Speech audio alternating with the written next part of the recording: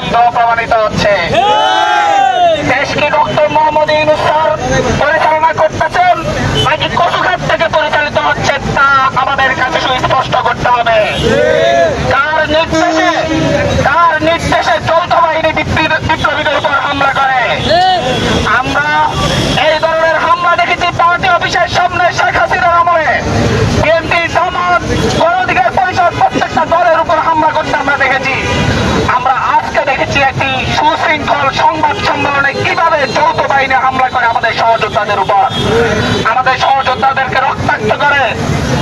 Doctor Mohammad Yunus sir, আপনাকে প্রশ্ন করে বলছি, আপনি বলেছেন আপনাকে ছাত্ররা ক্ষমতায় বসিয়েছে। আপনি ছাত্রদের বলতে আপনি বিপ্লবীদেরকে বুঝিয়েছেন যারা শেখ হাসিনার বিরুদ্ধে ঐক্যবদ্ধভাবে লড়াই করেছে। সেই লড়াইয়ে বিএনপি ছিল, জামাত ছিল, গণ অধিকার ছিল, ইসলামী আন্দোলন ছিল, সব রাজনৈতিক দল ছিল। আর যারা আপনাদেরকে ক্ষমতায় বসিয়েছে আর তাদেরকে রক্তাক্ত করছে আপনার প্রশাসন। আপনাকে জবাব দিতে হবে।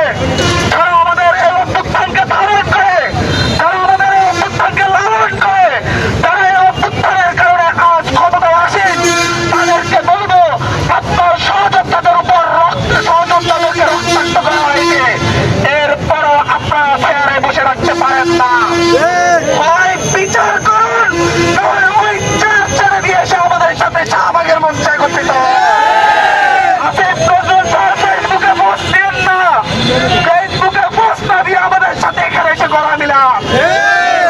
মাহমুদ আলম সকলকে বলছি আমাদের সাথে এখানে এসে গলা মিলান। চেয়ারে বসে হাই হুতাশ করার জন্য আপনাদেরকে চেয়ারে বসানো হয় না। আপনারা চেয়ারে বসেছেন আওয়ামী লীগের বিচার করার জন্য, শেখ হাসিনার বিচার করার জন্য, জাতীয় পার্টির বিচার করার জন্য, জিএম কাদেরের বিচার করার জন্য, আপনার সহযোদ্ধা লুটদের উপর হামলা করার জন্য নয়।